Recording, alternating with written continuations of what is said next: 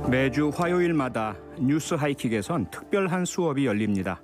프로파일러의 시점에서 사건을 날카롭게 들여다보는 프로파일러 수업.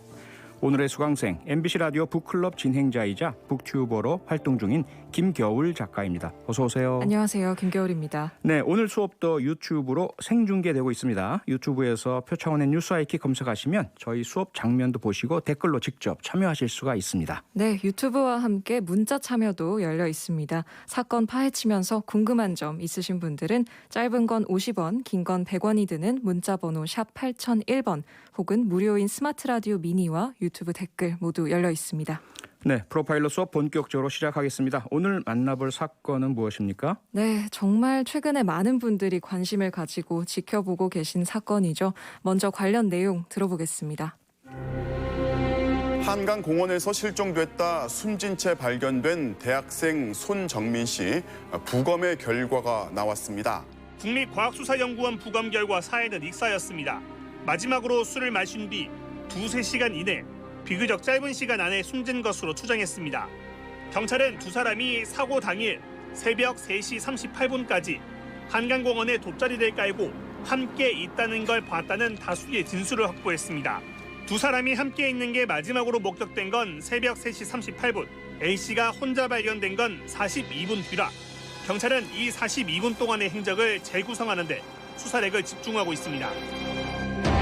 한강공원 대학생 사망 사건 저희 뉴스하이킥에서도 여러 번 전해드렸고요. 유족인 아버님하고도 인터뷰를 했었습니다. 네, 그렇습니다. 그동안 프로파일러 수업에서 이 사건을 다뤄달라는 청취자분들의 요청도 있었는데요. 지난주 사망한 손정민 씨에 대한 부검 결과도 나온 상태고 이번 주에는 친구 A씨의 입장문도 공개가 됐죠. 지금 시점에서 한번 정리를 쭉 해볼까 합니다. 네, 정말 이 사건 관련해서는 보도가 홍수처럼 쏟아졌었는데요. 그래서 아마 국민 여러분께서 거의 대부분 기본적인 내용을 아시긴 아실 테지만 그래도 짧게 핵심적인 사실관계 중심으로요. 정리 좀 해주시고 들어갈까요? 네, 사건 관계 정리해보겠습니다. 지난 4월 25일 일요일 새벽 서울 반포 한강공원에서 발생한 사건입니다. 손정민 씨와 친구 A씨는 20대 대학생이고요. 4월 24일 토요일 밤 11시 정도부터 4월 25일 일요일 새벽 2시 정도까지 한강변에서 술을 마셨죠. 구매 내역을 보면 술 9병을 구입한 것으로 나옵니다. 모두 마셨는지는 확인되지는 않고 있고요. 네. 이날 손 씨가 실종이 됐고요. 친구 A 씨는 오전 4시 반쯤 택시를 타고 귀가를 했습니다. 이 손 씨의 행방을 모르는 상태에서 A 씨와 부모는 한강에 와서 손 씨를 찾았고요. 경찰 조사 결과 손 씨와 친구 A 씨는 오전 3시 38분 정도까지 한강에 함께 있었던 것으로 밝혀졌습니다. 그리고 친구 A씨가 오전 4시 20분쯤 한강 잔디 끝의 경사면에 누워서 잠들어 있었다. 이런 목격자 진술이 나왔습니다. 네. 따라서 약 40분가량의 행적이 지금 정확히 나오지 않은 상황이고요. 이 행적이 지금 매우 중요한 포인트로 여겨지고 있습니다. 손 씨는 4월 30일 금요일 오후에 반포 한강공원 수상택시 승강장 근처에서 숨진 채 발견됐고요. 국립과학수사연구소의 부검 결과 사인은 익사로 추정이 됩니다. 현재 유족 측은 손 씨가 왜 물속으로 들어가게 됐는지를 밝혀야 한다 이렇게 이야기를 하고 있고요. 친구 A씨 측은 입장문을 내고 그날 만취로 인한 블랙아웃 상태였다 이렇게 이야기를 하면서 제기된 여러 논란에 대해서 답변했습니다. 네, 이 사건에서 제가 프로파일러로서 주목하는 포인트는 술입니다. 술. 이 사건 물론 이따가 다시 자세하게 설명을 드리겠지만 모든 가능성을 열어두고 최선을 다하겠다. 김청년 경찰청장이 이야기를 했는데 그 모든 가능성을 좁히면 세 가지입니다. 손 군이 어떻게 물에 들어가게 되었느냐. 하나는 타이에 의한 누군가 밀어넣었다. 타살이 되겠죠. 또 하나는 사고사. 또 하나는 스스로가 들어간.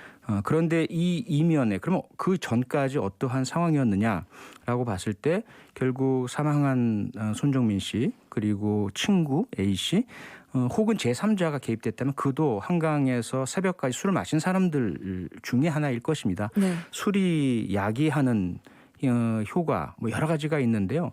우선 알코올이 어느 정도 소화 가능한 양 이상으로 섭취가 이루어지면요.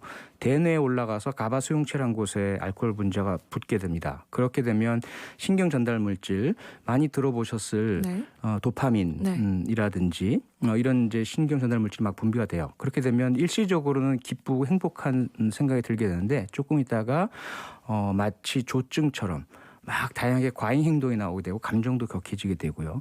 그리고 또 하나의 현상은 뭐냐면 손해가 위축이 돼요. 그래서 균형이 잘 잡히지 않고 밸런스가 지금 무너지게 되는 거죠. 몸에 근육에 대한 그 조절 능력도 상실되고요. 그래서 비틀거리거나 헛디디거나 이런 현상도 발생을 하게 되고 기억 상실, 해마에 영향을 줘서 기억에 상당한 영향을 미칩니다. 그래서 네. 기억나지 않는 일들이 많이 나타나죠. 과연 어느 정도 음주가 있었고 음주 상태에서 어떤 인터액션이 상호간의 행동이 있었는지 이게 관건인 사건인 거죠. 술을 포인트로 지금 짚어주셨는데요. 네. 그러면 지금부터는 궁금한 점들을 몇 가지 좀 짚어보겠습니다. 일단 국가수는 부검 결과 현재 손 씨의 사인을 익사로 추정된다 이렇게 밝혔는데요. 예. 사인을 어떻게 보시나요? 사망의 원인은 기본적으로 두 가지입니다. 내인사, 외인사. 네. 내인사란 것은 신체 내부에서 일어난 현상 때문에 사망이 이루어진 거예요. 심장이 정지가 되고 뇌가 정지가 되죠. 네. 그런데 만약에 뭐 암이라든지 폐결핵 이런 형태의 질병 때문에 심장 정지가 이루어지면 그것은 병사, 내인사가 됩니다. 그런데 외부에서 일어난 현상 때문에 그렇게 사망이 이루어지면 그것은 외인사, 바깥에 있는 요인 때문이에요.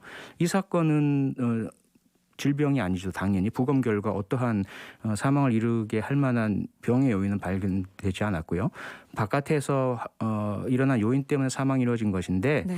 그 사망의 직접적 요인은 의학의 영역입니다. 다른 영역에서 말할 수 없는 부분인데 의학적인 부검을 해본 결과 심정지의 그 원인은 물에 들어가서 호흡이 이루어지지 못하고 폐 기능이 발휘되지 못하면서 결국 산소 공급이 안 되고 그러면서 심장 기능이 정지되는 이것이 이제 익사인 거죠. 네. 그러면 다른 사망의 원인이 가능할까?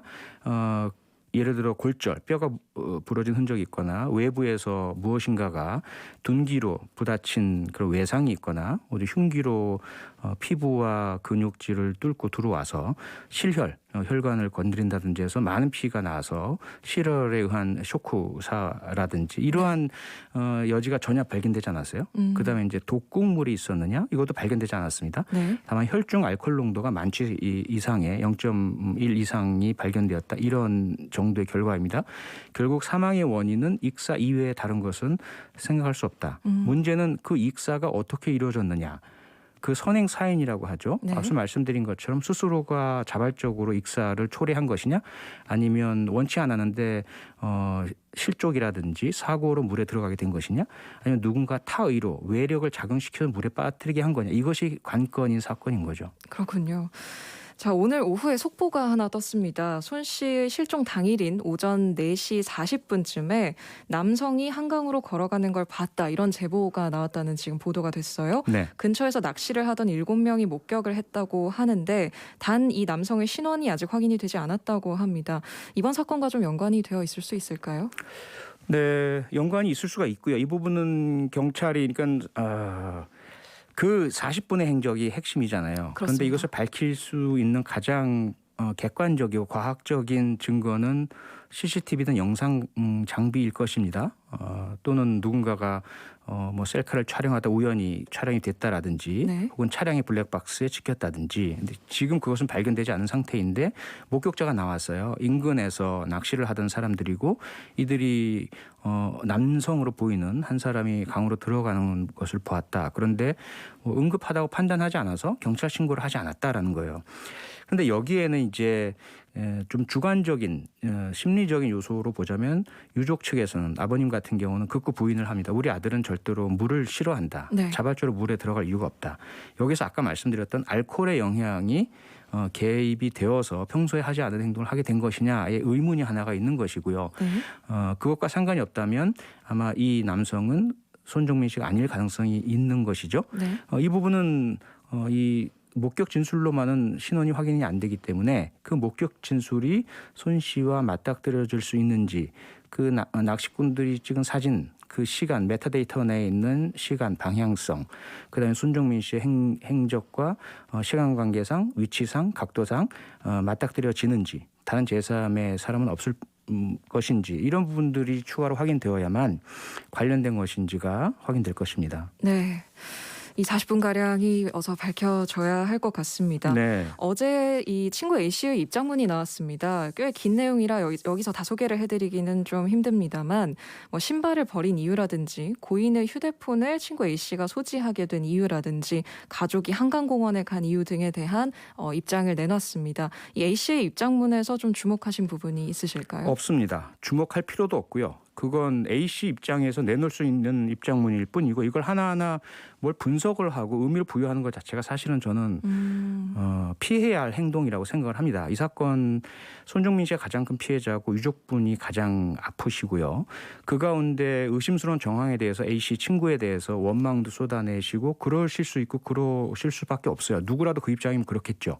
하지만 만약에 이 사건이 그 A 씨의 어떤 의도적인 행동이 전혀 아닌 것으로 확인된다면 A 씨도 상당히 커다란 피해를 입게 됩니다.